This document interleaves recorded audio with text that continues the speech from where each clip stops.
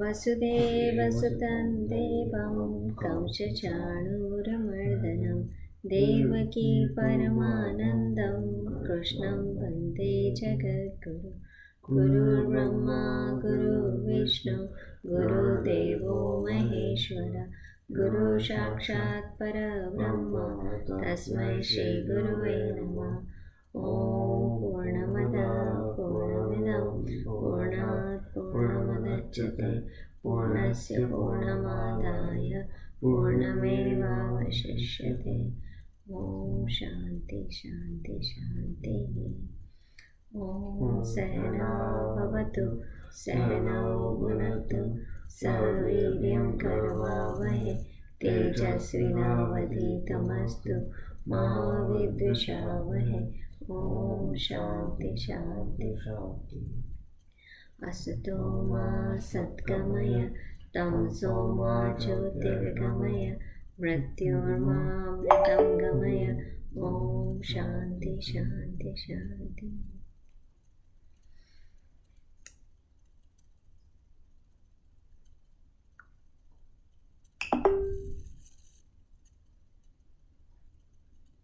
Okay, let's start with 15th chapter.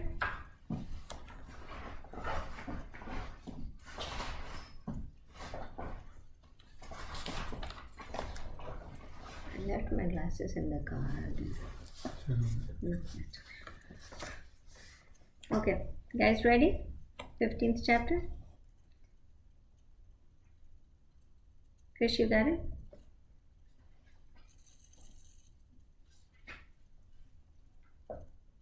Can wait.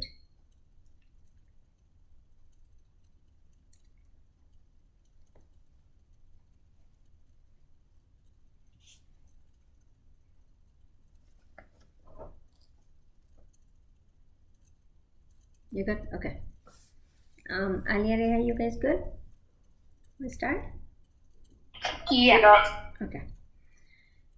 Shri Bhagavan Uvacha ऊर्ध्वमूलमधशाखम् अश्वत्थं बाहुरव्ययं छन्दांसि यस्य पर्णानि यस्तद्वेदस्य वेदवित् अधश्चोर्ध्वप्रसृतस्य तत्शाखा गुणा प्रवृद्धा विषयप्रवाला अश्वत्थमूलाननुसन्ततानि कर्मानुबन्धीनि मनुष्यलोके न रूपमस्य तथोपलभ्यते नान्तो न चादिर्न सम्प्रतिष्ठा अश्वत्थमेनं सुगूढमूल शङ्खशस्त्रेण दृढेन चित्वा तत्पदं तत्परिमार्गतव्यं यस्मान् गता न निवर्तन्ति भूयः त्वमेव चाद्यं पुरुषं प्रपद्ये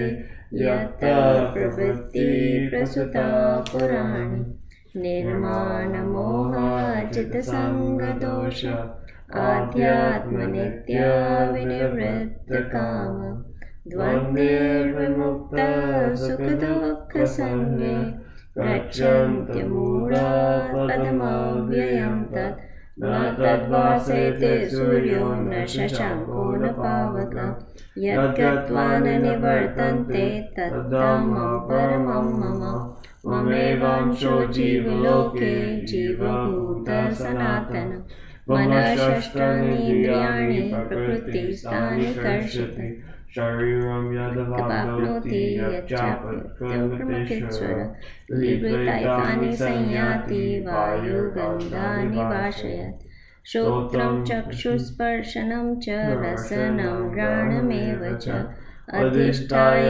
मनश्चाय विषयानुपसेवते उत्क्रमन्तं वापि भुज्यानां गुणामृतं विमूढानानुपश्यन्ति पश्यन्ति ज्ञानचक्षुषा यतन्तो योगिनश्चैवं पश्यन्त्यात्मान्यविष्यते यतन्तोऽप्यकृतो मानो नैनं पश्यन्ति चेतसा यदादित्यगतं तेजो जगद्भासयतेऽखिलं यच्चन्द्रमसि यच्चाम्नो तत्तेजो विद्यमामकां गामविश्य च भूतानि Daraya Ojasa Gృహమోజస Pushpani Pushpani Choshadhi Choshadi Saparvam Sarva Somo Somo Bhuktva Rasatmana Bhutva Aham Aham Vaishvanaro Bhutva Bhutva Praninam Pranina Deham Deham Ashrita Pranapana Pranapana Samayukta Samayukta Pachanyam Pachanyam Chaturvidam Sarvasya Chaham Chaham Hridasannivishto Sannivishto Mata Mata Smritirjnanamohanam Smritirjnanamohanam Cha Cha Vedescha Vedescha Sarvarahameva Sarvarahameva Vedyo Vedyo Vedanta Vedanta Kudveda Kudveda Videva Videva Chaham Chaham Daiva Purusho Kshara Lokeshastakshara eva Eva Cha cha Kshara Shara sarvani Sarvani Bhutani bhutani Bhutasto kutasto Kshara Shara uchyate Uchate Uttama Upanishad Purushotmanya Paramatmetu Dharata Yo Loka Yoloke Toyamabhishya Timavishya Vivartavyaya Vishvartamyate Ishvara Ishvara Yasma Yasma Sharamati Sharirmiti Toham Toham Akshara Akshara Jotaka Chotama Atosmi Atosi Loke Loke Vede Vede Cha Cha Pratita Pratita Purushottama Purushottama Yomameva Yomamevam Visabuddho Sammudo Janati Janati Purushottamam Purushottamam Sa Sarva Tasarva Vidyajati Vidyajati Mam Mam Sarva Bhavena Sarvabhavena Bharata Bharata Iti Iti Guryatamam Guryatam Shastam Shastram Idam Idam Muktam Uktam Mayanaga Mayanaga Etad Etad Budva Buddhva Buddhimam Buddhiyasta Shatkrata Krita Kritascha Krityascha Bharata Bharata Om Tatsaditi Srimad Bhagavad Gita Su Upanishadsu Brahma Vidyayam Yoga Shastre Shri Krishna Arjuna Samvade Purushottam Yoga Nama Panchodashaadhyaya. Krishna Arpanamastu. Okay, let's go back to the chapter where we are, chapter number 8. Right? So, chapter number 8, we did which shlok we were? Anybody remember where we finished last time? I forgot where were we. I think we finished 7th, right?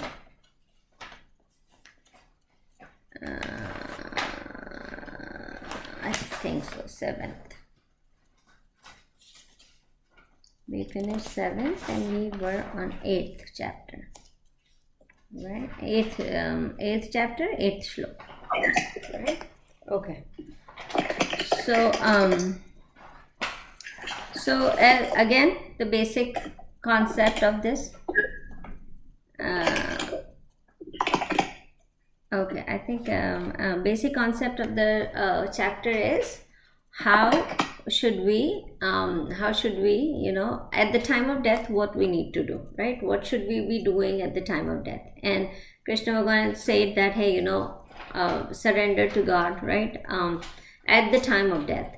So he is focusing on at the time of death, but he is also saying that it's not just at the time of death, you can just randomly think about God. It's not going to happen, right? So all through the life, what you have thought about, what you have focused in, that's what's going to come in at the time of death. And it's a lot of time we have, people who talk about, experience, just close to death experiences, like people who came back, being close to the death experiences, and they came back and they talk about it, how they felt at that time and stuff like that. So most of the time they say that, and it's been proven, like, our subconscious mind worked more faster at that time than our conscious mind, like the one that we think about, like logically thinking and stuff like that. That doesn't work at the time of death. More our subconscious mind that was fed to it all the life, that's what becomes very active at that time. And whatever we have thought all through our life, that's what we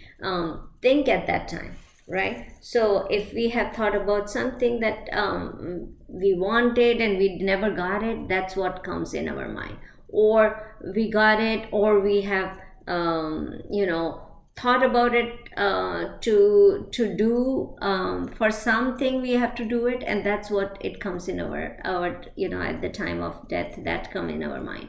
So God is emphasizing here as whatever you do all your life, that's what you're going to think about it. So it's better we follow these, remembering Him every day, putting in the practice for every actions that we do, and that's and continue our life according to that. That's why God is saying that that's how you're going to be remembering me at the end of when the death comes, right? So at that point we were.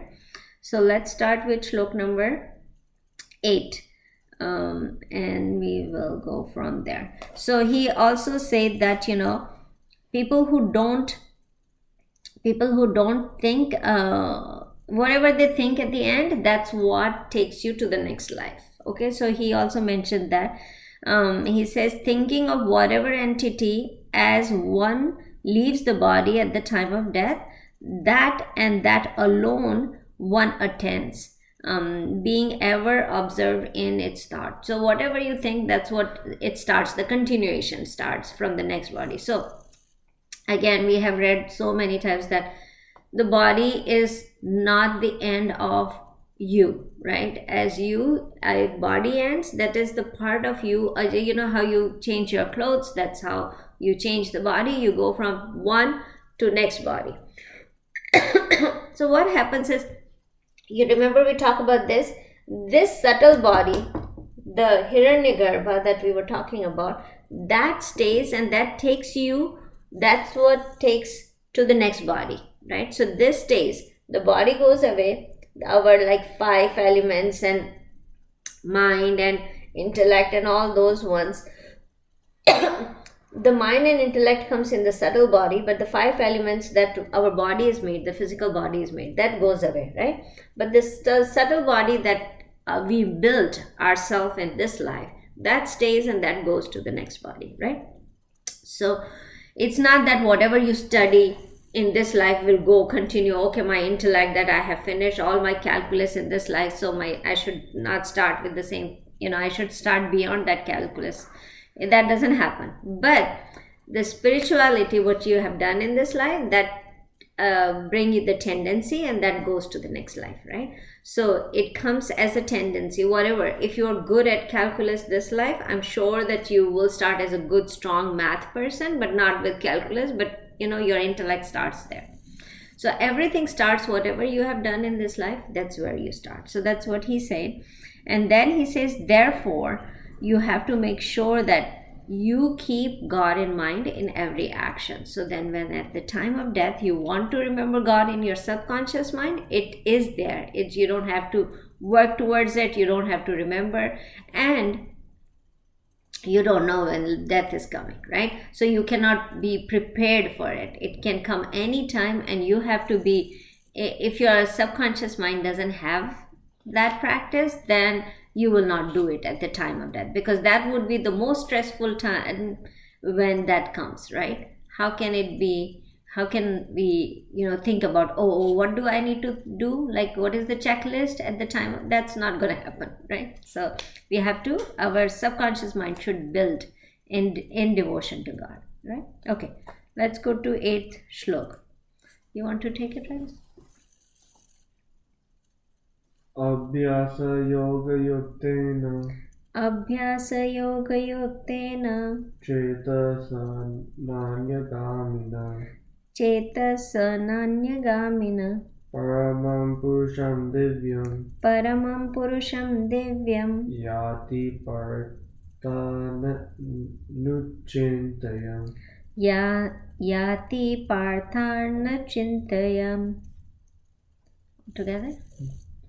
Abhyasa yoga yuktena cetasa nanya paramam purusham divyam yanti parthanuchityam.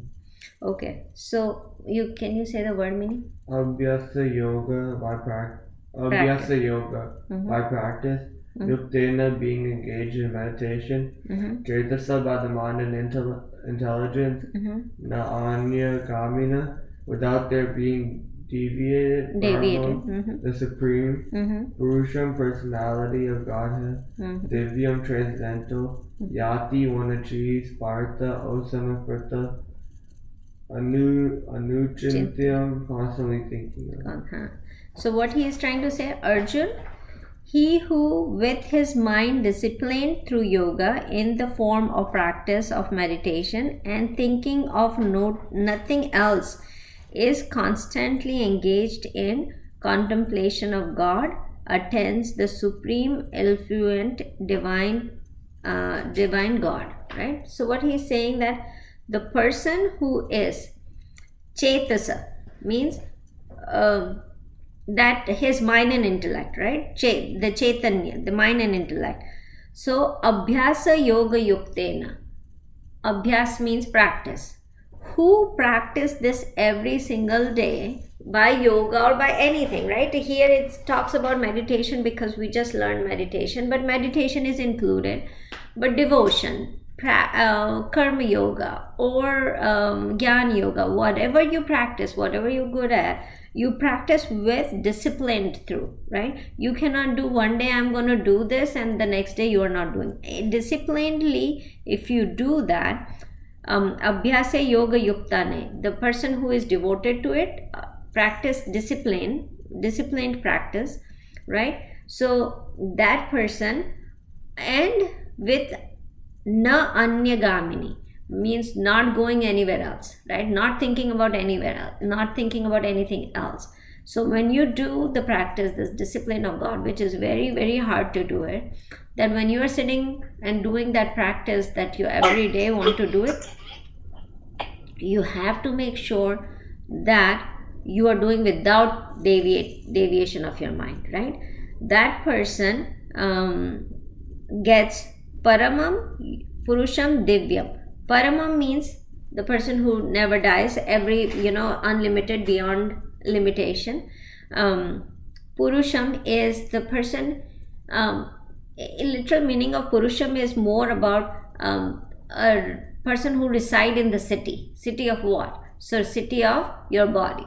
That's what in here the means, right? The person who is residing in your body means this consciousness, right? So that God he is talking about, Atma he is talking about. Here we are always talking about, remember I will keep on telling you because I don't want you to get confused about the consciousness and the God that here we are talking. Here we are talking about Saguna Bhagwan, right? The Bhagwan that we see, we pray, all the religious God that we are talking about. So this is what he is talking. The Purusham is that God who resides in you, but he is the Saguna Bhagwan, right? Divya, shiny, that shiny light that the God has. So if you devote to it, that's where you go. Go. Yanti partha anuchintivat means you keep on thinking about that. If you, by discipline, you think about Saguna Bhagwan all the time, when you practice these things, that's when you go attend God. Right? So simple meaning of it, again, God is emphasizing on the same thing for little couple shloks because he wants to make it clear that it's not going to happen in one single time. You have to practice it. So anything you have to achieve, what do you do? Like, right? If you want to achieve, be good in playing piano, you have to practice it. It doesn't come in one day, right? Anything. You practice, you have to study, right? You have to do the question again and again so you can understand that what is the concept of it. And when you understand the concept, then you can do any question by yourself. But for that, you have to do practice. So God is saying for this thing also you have to practice. It's not going to come in 1 second or 1 minute at the time of death. You start thinking, okay, this is what I need to do. That's not going to come, right? So that's what he is explaining here. Now, when we say going there, we talk about this before too. Like there are different way where you want to land, right? So do you want to stay in the same city as God, right? So remember that there are 4 kind of muktis, right? We talked about long time ago. It was, the first one is first one was the samlokaya.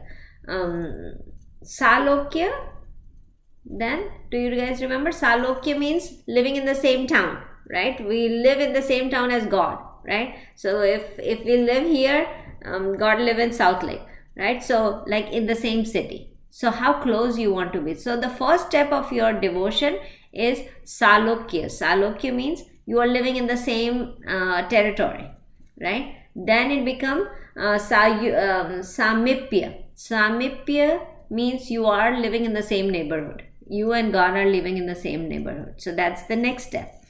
Then Sarupya. Sarupya means you are living in the same house, right? And then become Sayujya means you are the same in the same body, right? So that is the progression of your bhakti. So you start living in the same city first, then same neighborhood, then same house, and then same body. So that's how the bhakti increases, right? So when you do these practices, this is what the stage come in your life, right? When you are starting your devotion, it starts with you are living in the same city, then you start with same neighborhood, then same house, and then same body. That's everything. Like karma yoga also takes those steps, bhakti yoga also take those steps. So there are four steps that you take in every devotion, and that's where you attend the God. So you are not going to be not doing once a day you do, like once a month you do prayer. You are in Salukya, you are in the same town, but you are very far, you don't see him every day, right? You don't get to see him every day. So there is not much discipline in that practice. Then you become Salokya. I always, I have to remember those words. Samipya. In the same neighborhood, you see them more often, but not that often, right? And that the discipline is little better.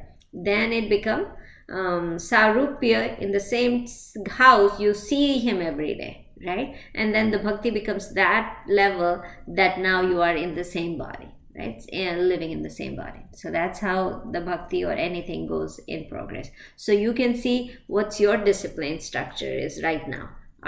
Which category are you falling into this one, right? So, okay, let's go to next slok. We're going to do 9 and 10 together because they both are, going to say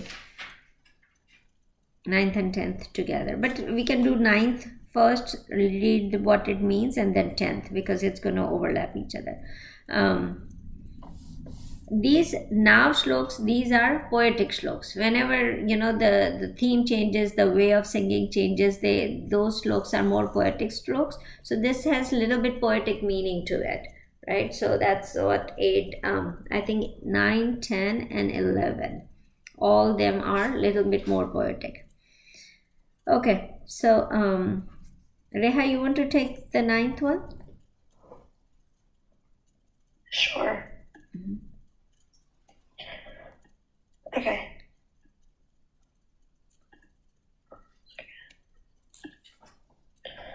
Kavim Puranam Anushasti Anushtastaram Kavim Puranam Manusastira Sitara Anor Aniyan Samanusmaritya Manoraniyam Samurnostaretya Sarvasya Dataramachantya Rupam Sarvasya Dhataramachintya Rupa Aditya Varnam Tamasa Parastat Aditya Varnam Tamasa Parastat. Okay. Now you want to say the meaning of those words? Together. Huh? Together? No. Oh yeah, together. Sorry. Kavim Puranam Nanusastira Sitara Manoraniyam Yam Svaretya Sarvasya Data Ramachandya Rupam Aditya Varnam Tamasa Parastat. Kavim, the one who knows everything. Puranam, the oldest. Anusasitaram, the controller. Ano, then the atom. Aniyamsam, smaller. Anushmarat, always thinks of. Ya, one who. Sarvasya, of everything. Dataram, the maintainer. Achintya, inconceivable. Rupam, whose form. The Adityavarnam, luminous like the sun. Tamasa, to the darkness. Parasta transcendental. Transcendental. Okay. Now let's do the next slok. Krisha, you want to take this one? Sure.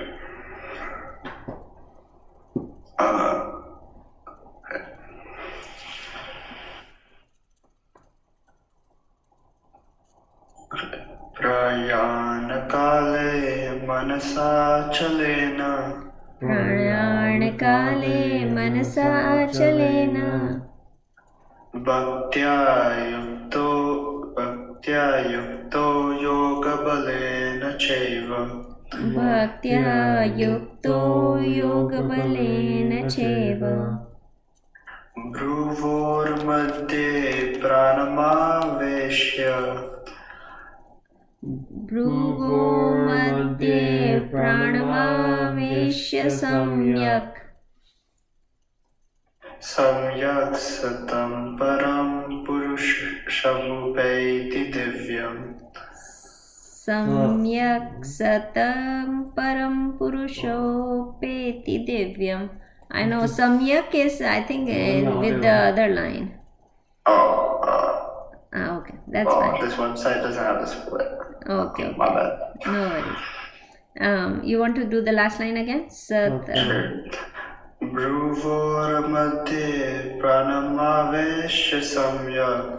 Bhruvorमध्ये pranamavesh samyak.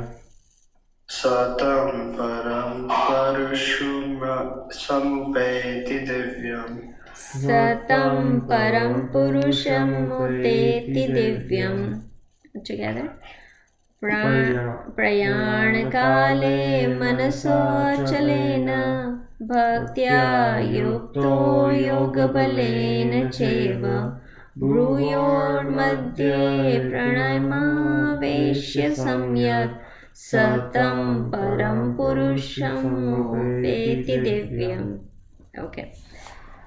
Prayanakale, at the time of death, Mansa by the mind, Achelena, without its being deviated, Bhaktya in full devotion, Yukta engaged, Yoga Balena by the power of mystic yoga, Cha also Eva certainly, Bhavo the two eyebrows, Madhya between, Prana the life air, Avesha, establishing Samya completely, Sa he, Tam that, Param transcendental, Purusham personality of Godhead, Upeta achieves Divyam in the supreme kingdom, in the spiritual kingdom. In the spiritual kingdom. Okay.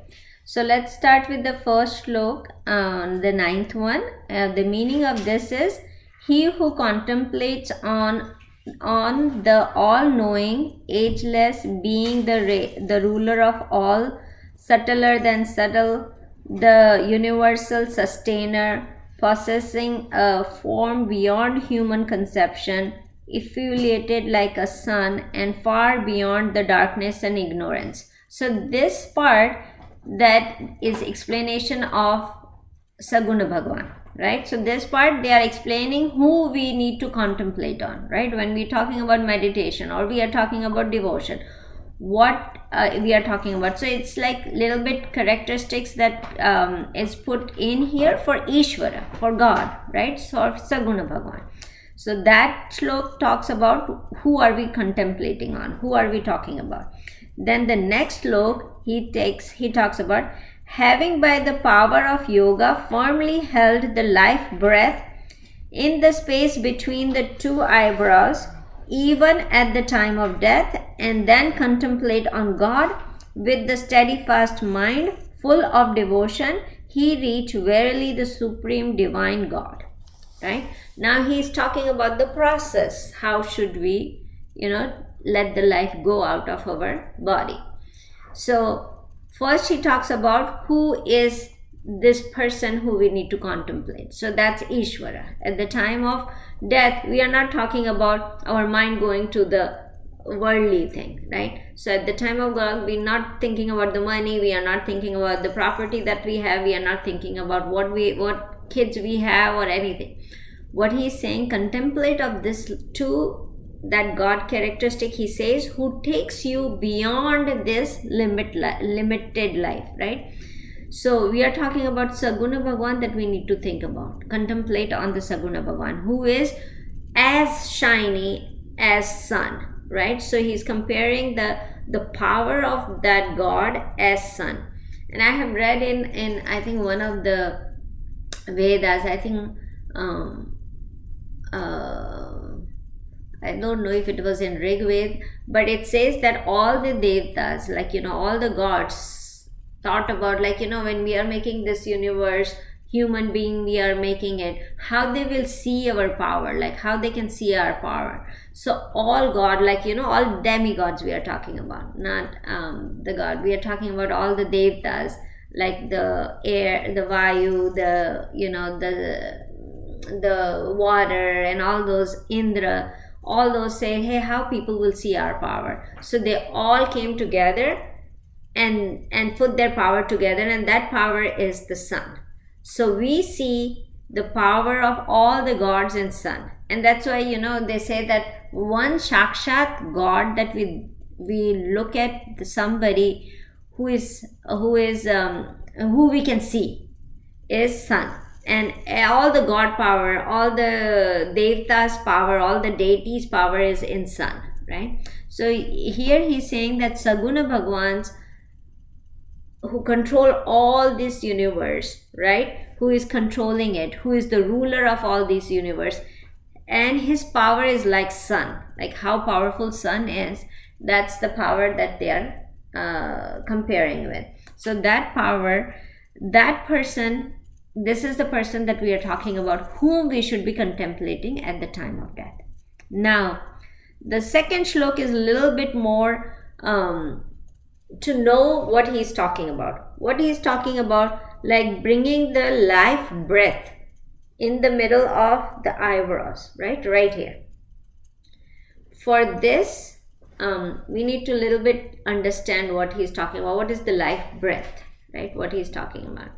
Now for that we have to go in a little bit detail, which I didn't even know, and I studied yesterday to understand what is this life breath. So I'm going to try to explain you.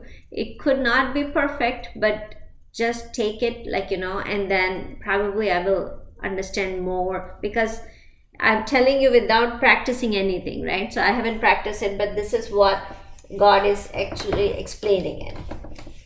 So what is the life breath that he's saying? Bring it in the middle of your eyebrows at the time of death. So it is a kind of yogic technique, like the meditation technique, and how it goes. So for that we have to understand. So how the energy in our body, it has been explained by nadis that we have in our body, right? The energy goes in the nadis. Nadis is kind of, it's not physical form, we cannot say that they are veins and they are the arteries. It's not talking about that. It is talking about, because when you dissect the body, you don't see these nadis, but there are 72,000 nadis in our body where the energy moves, right? In that 72,000 nadis, there are 3 that are main nadis, right? So 3 nadis that are said as a main nadi. One that goes in right in the middle where the energy goes in the spinal cord, right? So it is right in the middle in the spinal cord. Then there are one nadi that goes from left and come here. From left to right, but it twists but it starts from left. And then the other nadi that goes from right to and that. So there are 3 nadis that are mainly the energy move around in our body, right? So there is Ida nadi, which is from the left, right Pingla nadi, and the middle nadi is a little bit longer name, so I have to Sushupta nadi, right? So that one is Let me write the name so we. Sushumna Nadi.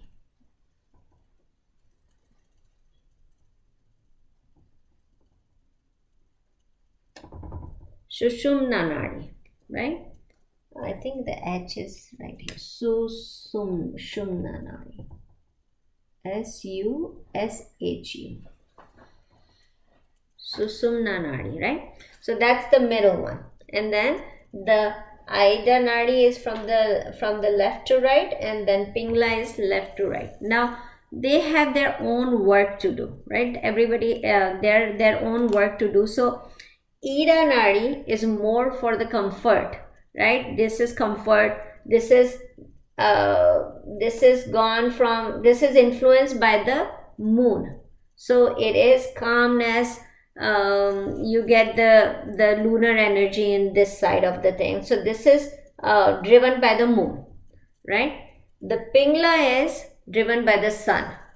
So whenever the energy is going in the Ida, it gives you calmness, you relax, you sleep. All these things happen when the energy is in Ida Nadi, right? When the energy is Pingla, that's the energy, sun, right? It's driven by the sun. So it has all these things that, the physical action that you do, right? The physical action that you do, the any exciting passion, all those things are when the energy is in Pingla Nadi, right? So that's how these two nadis work. And this nadi, which starts from left to right, it is when your nostril breathing from the left side, the energy is going in the left side. That's when the Ida nadi, right? So right nostril breathe, Ida is active, because what happens, our left brain handles our right side, and the right our right body is handled by the left side, right? Left side of the brain. So when our nostrils, so you will very rarely find that both nostrils are breathing. So one nostril is breathing, what the energy is on the other side. When the right nostrils are breathing, then the energy is on the other side, right? So that's how the energy moves around in our body, right? So if Ida is when you want to calm down, it should be your, if you want to calm down, it should be your right nostril that should be breathing, right? So if the right nostril is breathing, it's going to calm you down. When the left nostril is breathing, that's the time when you should do all the actions, right? All the exciting action, your left nostril should be breathing.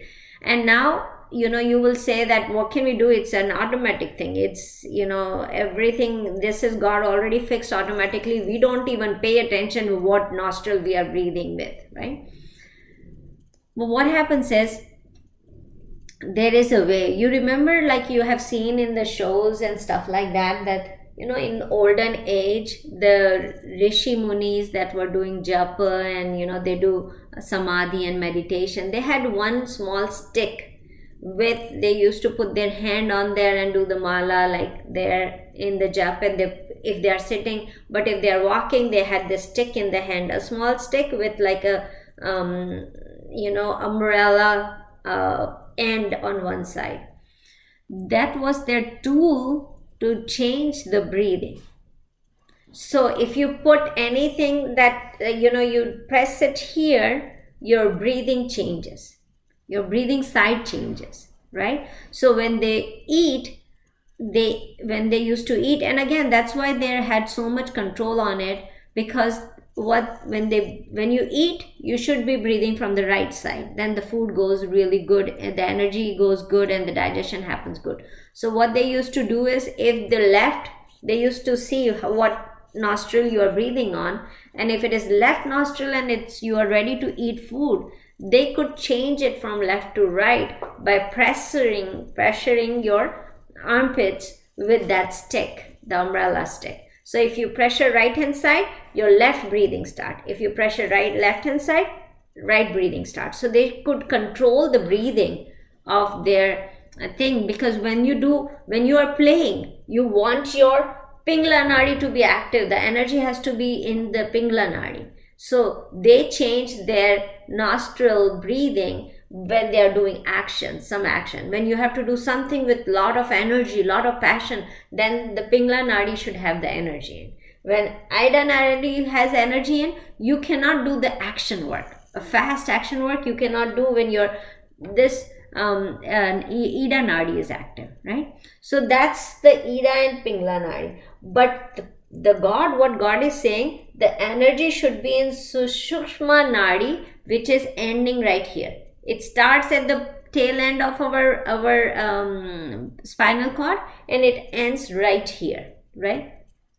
So there are 7 chakras in our body that guides the energy, right? Now this is very important to just understand, right? I don't know, I haven't practiced it.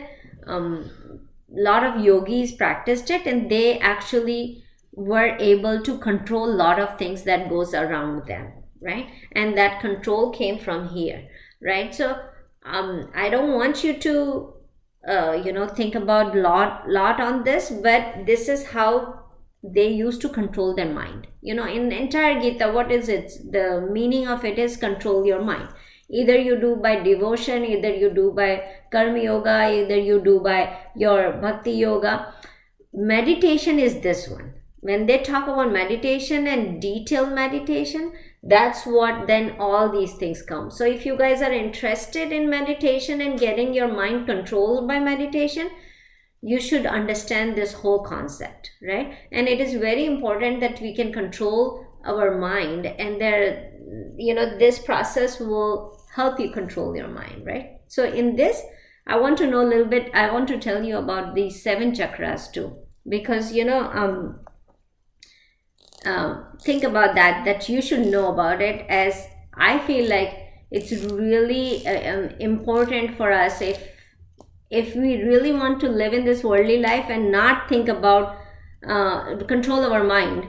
You have to have some kind of process that your body also supports you, right? Your physical body can also give you a support, and by doing this, your physical body will try to support you also, right? To help you stay away from these worldly things, which is not important, to stay away from a lot of things that we want to control our mind on, right? So there are 7 chakras that are on this line, right? So it starts from the bottom chakra, right? And it's good to know these things so that if you want to practice meditation and if you want to do it, at least you will have tools to do it, right? So this is the tool. So the first chakra, and I have these things because it's very technical, right? So this is the technical part of it. So the first chakra starts from right here, the energy chakra. So these are the energy chakra. Now you don't see that in a physical body. These are all subtle things, right? So the energy moving in the body is the subtle thing. So the bottom chakra, and every chakra has their importance. So the bottom chakra is known as Madhura chakra, which is represented with red lotus, and it has 4 petals. Now representation of every chakra is actually has a meaning, which I didn't go in detail, so don't ask me. I will definitely go in detail someday, but at this time, just why it is red in color, why it is only have 4 petals, there is all the reasoning in it, right? And there is a mantra to open this chakra also, which is Lam.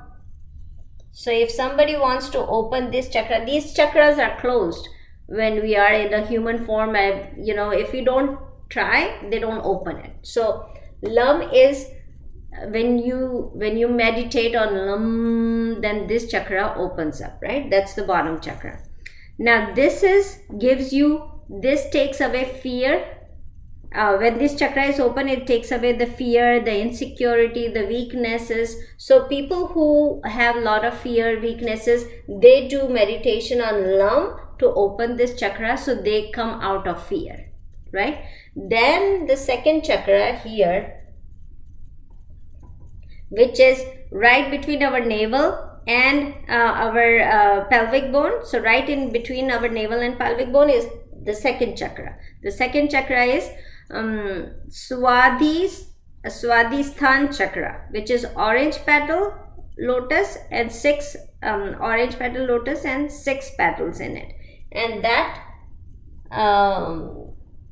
I'm writing in Hindi, but it's VAM.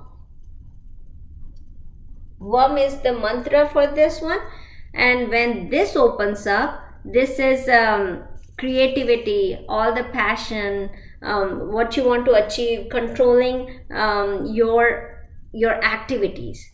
So if this chakra is open, then you are very creative, your creativity increases, right? Then comes the next chakra, Manipura chakra. This is what is this one? I think this was, so Manipura chakra is Ram. So to meditate on this is Ram, right? And now what does this, so this one is, which color flower it is? It is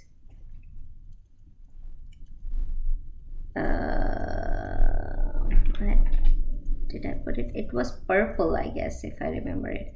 This is the most energetic chakra right here, which is between our navel and the upper abdominal, right here. So this is the most energetic. So this is the one who gives you stamina, your the willpower, your strength. Everything comes from here. Like we say, like my gut feeling, right? This is where this chakra is, right? So if you are doing a lot of action, a lot of stamina, even playing sports, this chakra should be very active right here.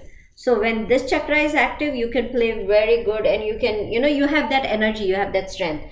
To open this chakra, you do meditation on Ram. So when you do, close your eyes and say Ram, and you conquer that part, then you get a lot of strength and a lot of energy, right? Then comes the next chakra is Anahata chakra. Anahata chakra is right here, which is in our heart, like close to our heart. We always say that heart is not, in Vedic science, heart is not the physical heart, right? We are not saying the left side of the body, our heart. The heart is right in the middle, right here, right? So this is in the heart chakra. It is green in color, and it has 12 petal lotus in. The symbol is 12 petal lotus, and it is for joy, peace, love. That comes from Anahata chakra, right? So, and that this one is Yam.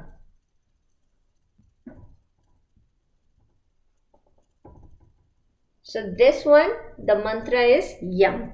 So that comes now in the heart. Now come Vishuddha chakra. Vishuddha chakra is again, this is the in our throat, right here. This is where the Vishuddha chakra is. That right here, throat, and it is hum.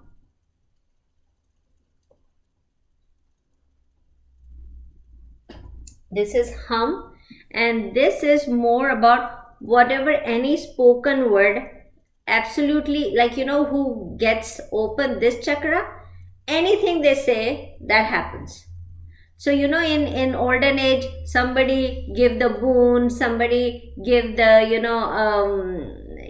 give the blessing to you, and it used to come true, right? Because they had opened these chakras right here. So whatever they say, that comes true, right? People say, oh, he gave the boon to this person, or he gave, and it comes true because of this hum chakra. They had opened this hum chakra, which is Vishaka chakra right here, and there everything, absolutely whatever they say, it becomes true, right? Then comes this chakra right on the top, right here. Now this is 6, 1, 2, 3, 4, 5, 6. Yeah.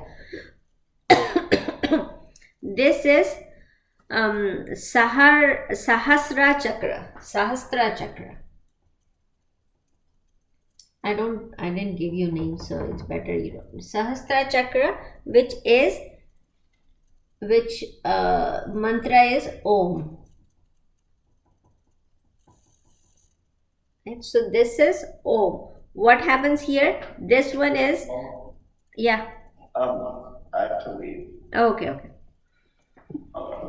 Bye, Raja.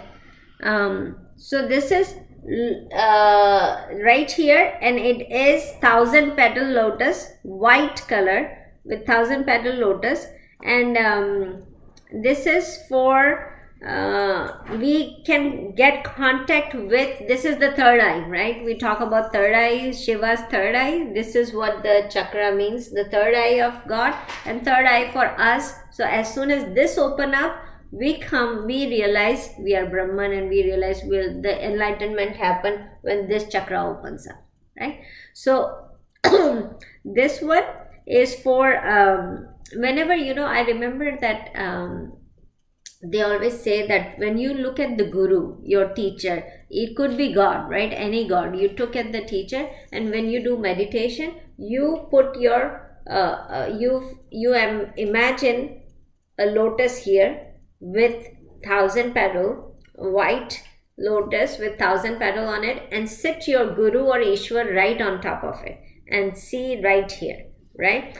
That's where you put your guru there, and then meditate it. So now I understand why I got to know that part when I was taking my mantra diksha and everything. So because of this thing that the chakra right here in the eye, in the middle of the eye, that is the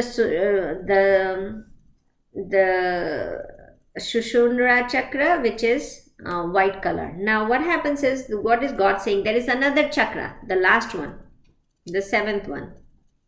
This is Anjana chakra. Then the last chakra is right here on the top of our head, right here. This one is also, the mantra is Om, and this is where the energy comes out of the body. Now this is not an open one, because half a chakra is outside and half a chakra is inside our body. So only lower part is out there, and the bottom part is in there. And this is where our body should, like people who are more people who have done more of seekers and more got enlightenment, their body energy always leave from here. Like they leave from here, their body's consciousness leaves from here, the subtle body leaves from here when they die, right? So what he's saying in this mantra, that your energy of the body, all the energy should come right in the middle, right here, and then it should come out of here, and that's how you should die. So there are a lot of symbols that people have show, like the consciousness, I would not say consciousness, the life from the body comes out from any of the gates that we have in the body.